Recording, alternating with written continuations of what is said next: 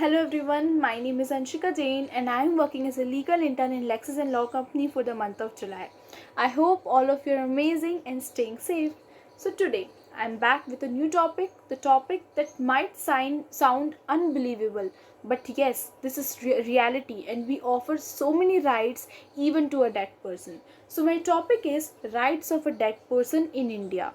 What are some of the rights and what are some of the facilities are given to the dead person and even to their legal heirs. So let's discuss today in detail to get an overview what are some of the rights which is mentioned in our constitution and some of the legislative provisions. Human beings are born with a plethora of rights.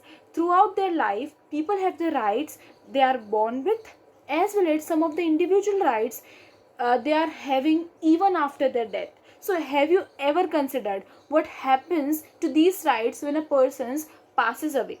Indian law, on the other hand, they makes no mention of a deceased person's right, but various Supreme Courts and High Court decisions, however, address the rights of a deceased person to do so. Now let's discuss, do deceased person have a rights? Yes. Many people were not burned properly during the COVID-19. So we can understand this with reference of COVID-19. Dead people, they have a right to be cremated in accordance with the law. The right of a respectful burial is guaranteed under Article 21 of the Constitution, and it was established in a very important landmark judgment that was of Paramount Katara versus Union of India. Human dignity is the right that people have even after they die, and that is derived from the right to life. Now, right to be cremated with human dignity. The right to human dignity is not just applicable to living people, but yes, it is also applicable to the deceased and it continues to exist even after death. Now let's discuss another very important judgment that was of Ashray Adhikar versus Union of India. According to this case, the state is responsible for ensuring that a deceased person have a dignified burial in accordance with their religious beliefs and all the practices that they follow. Now let's discuss the right to reputation.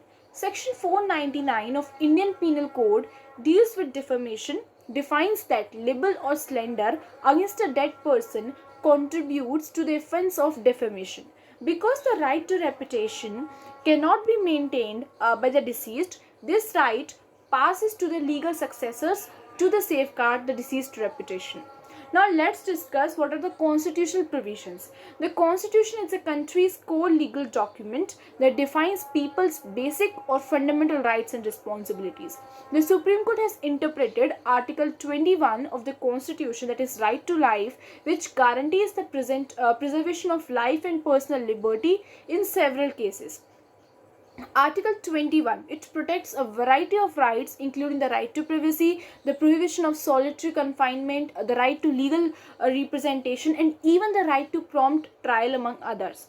The right to a proper burial, it was also incorporated under the ambit of Article 21 as the judiciary is noted and interpreted in several cases. Now let's discuss in reference with situations in India what we follow regarding that. So the law in India doesn't specifically say that the state is responsible for the burial or cremation of the deceased, but courts they have often construed it as so. Other rights of the deceased, on the other hand, are explicitly established in our laws. Dishonest misappropriation of the dead man's property is a crime under section 404 of the IPC. Furthermore, also I have already discussed under section 499 of the IPC, which deals with the defamation, libel or slander against a deceased person is also considered as a criminal defamation. Threatening a person with harming the reputation of a dead person important to him is a crime under section 503 of the IPC, which defines the criminal intimidation.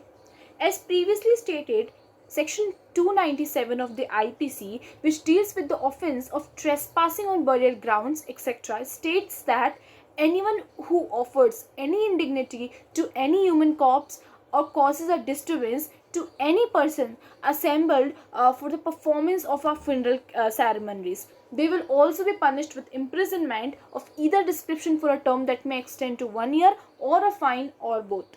So in India, we can summarize that corpses do not have a legal status of individuals, but according to my opinion, it makes a sense that in India, people's bodies are allowed some rights after they die. However, we can also say that there is a lot of a gap in the number of laws applicable to the deceased corpses, laws relating to sexual offences perpetrated against corpses in particular. So there is a pressing need to investigate this issue further and also enact a suitable legislation. So I hope you have understood what are the various rights which is even offered to a corpse or to a dead person. Thank you very much. Always keep smiling.